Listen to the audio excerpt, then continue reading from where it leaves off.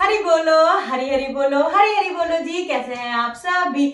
मेरे लड्डू लाडो कन्हैया केशव, मेरे बिहारी लाला, मेरे गोकुल लाला की असीम कृपा से आप सब बहुत अच्छे होंगे जी। आशा करती हूँ आप सभी मेरे लाला की लाली की सेवा में बिल्कुल मगन मस्त होंगे, उनकी कृपा का, उनकी लीलाओं का आनंद हर पल हर क्षण ले रहे होंगे जी।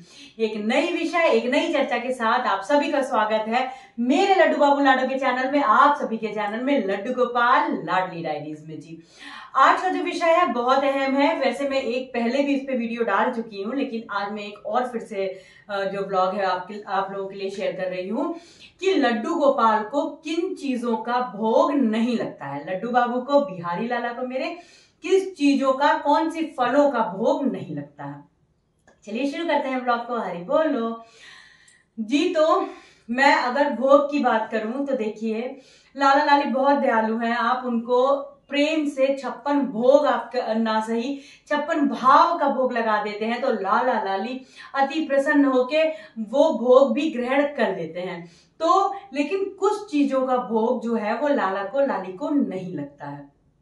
तो सबसे पहले बात करते हैं फलों की। तो फलों में सारे ही फलों का भोग लाला को, लाली को आप लगा सकते हो, लेकिन केवल एक फल है जामुन का, कि जामुन का जो भोग होता है वो लाला को, लाली को नहीं लगता। और इस पे एक बहुत मेरे लड्डू बाबू लाडो की एक लीला भी है जो कि मैंने शेयर की हुई है, आप वो भी एक बार प्रीवियस वीडियोस में चेक कर सकते हो।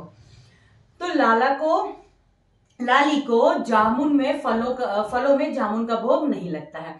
सब्जियों में अगर बात करते हैं तो सब्जियों में देखिए, बैगन का भोग, मूली का भोग, और बैगन हो गया, मूली हो गया, कटहल हो गया, सोया बड़ी हो गया, सोया चाप हो गया, इन चीजों का भी भोग नहीं लगता है। सोयाबीन का तो भोग बिल्कुल भी नहीं लगता। कटहल का भोग जैसे कि जगन्नाथ जी को और इस्कॉन में भी कटहल का भोग लग जाता है, लेकिन सोया बड़ी का भोग और सोया चाप का भोग बिल्कुल भी नहीं लगता। और मूली का भोग तो बिल्कुल भी नहीं लगता है।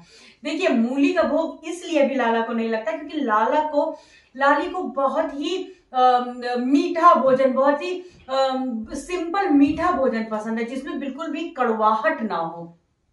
और वैसे मूली तामसिक भोजन में भी आती है, और मूली में जो कड़वाहट होती है तो लाला को, लाली को मूली का भोग नहीं लगता है जी। सब्जियां हो गई, फल हो गए, फिर हम आते हैं दालों पे।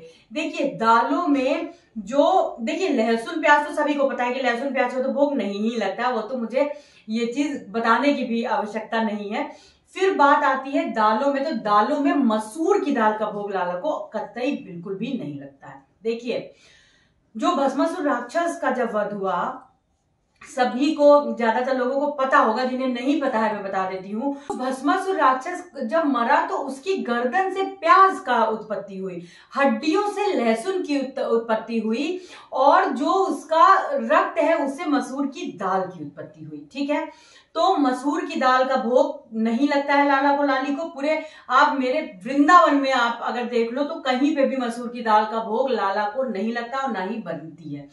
ठीक है, फिर मैं बात करती हूं कि देखिए, सब्जी हो गई, फल हो गई और दाल हो गई। फिर मैं आपको बताती हूं कि कौन सी मिठाइयों का भोग नहीं लगता है। तो मिठाइयों में ऑलमोस्ट सारी ही मिठाई लाला को अति प्रिय होती है, सारी ही मिठाइयों का भोग लगा सकते हैं हम। लेकिन जो चांदी का वर्क होता है, मैं पहले भी बता चुकी हूँ, चांदी के वर्क की भोग लाला को, सोने की वर्क की भोग, चांदी के वर्क की भोग लाला को नहीं लगता है, क्योंकि वो बात बिल्कुल सत्य है। देखिए, जब चांदी को जो वर्क होता है, जब उसको कूट के बनाया जाता है, तो जो जिसपे चांदी का वर्क कूटा जाता है, वो जो होता है वो असली चमड़े का होता है, लेदर का होता है, उसी के बीच में रख करके उसको कूटा जाता है। तो चांदी का वर्क के भोग बिल्कुल भी लाला को, लाली को नहीं लगता है।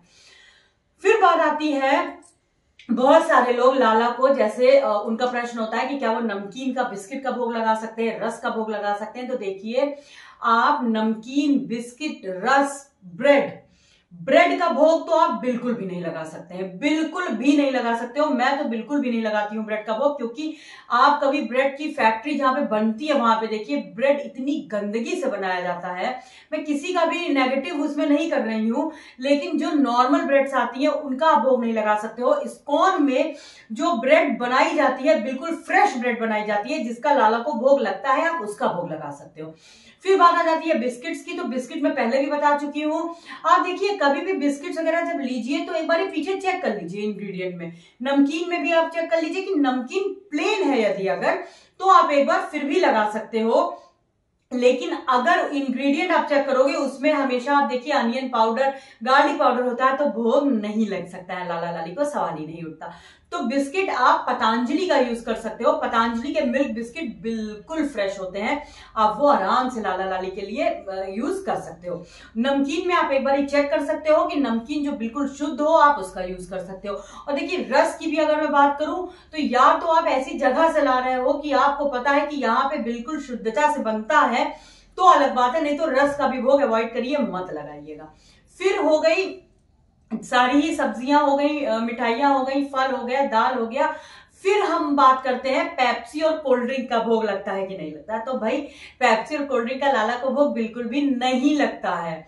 और ये बहुत सारे लोग फ्रूटी वगैरह का भोग लगा देते हैं। तो देखिए फ्रूटी जो है वो आम का रस है, लेकिन है तो प्रिजर्वेटिव्स उसमें पड़े हुए हैं, ठीक है। तो आम का रस ही है लेकिन प्रिजर्वेटिव पड़े हुए, इस कारण से आप थोड़ा अवॉइड करिए।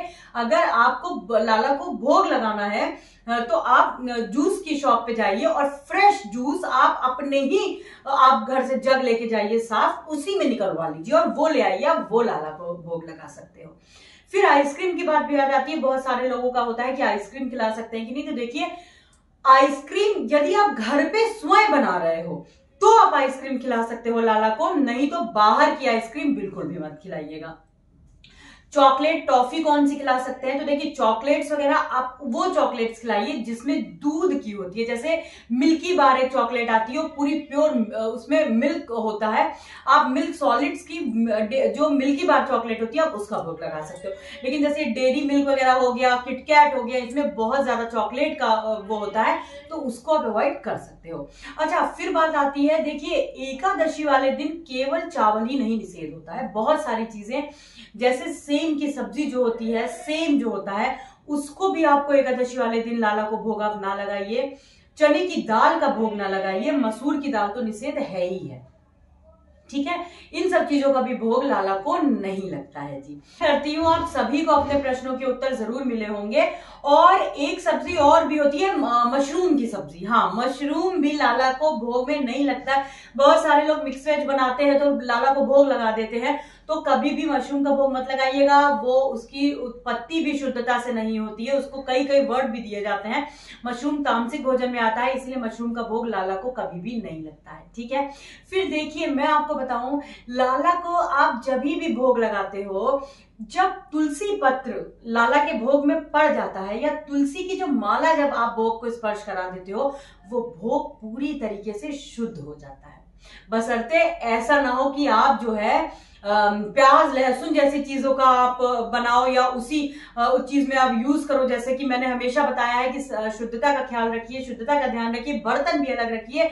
तो आपने उसी में बना के आपने तुलसी पत्र डाल दिया, ऐसा बिल्कुल ना करिएगा, ऐसा बिल्कुल ना करिए। बर्तनों को अलग रखिए, प्याज लहसुन के बर्तन अलग होने चाहिए। मैं इस पे भी पूरी डिटेल वीडियो बना चुकी हूँ, आप एक बार चेक कर सकते हैं। तो आज के लिए बस इतना ही। आशा करती हूँ आप सभी को अपने प्रश्नों के उत्तर जरूर मिले होंगे। कोई भी सुझाव हो, कोई भी आपका प्रश्न है तो आप मुझे कमेंट सेक्शन में पूछ सकते हैं। आज के लिए बस इतना ही। वीडियो अच्छी लगी हो तो लाइक कर दीजिएगा, चैनल को सब्सक्राइब कर दीजिएगा और बेल आइकन जरूर प्रेस कर दीजिएगा, जिससे आने वाली मेरे लाला लाली की वीडियोस की नोटिफिकेशंस आप तक तुरंत पहुंच जाए, जल्दी पहुंच जाए। आज के लिए बस इतना ही। मिलते हैं अपने दूसरे ब्लॉग में बहुत जल्दी। हरि बोलो, हरि हरि बोलो, हरि हरि बोलो जी, राधे राधे जी, हरि बोल।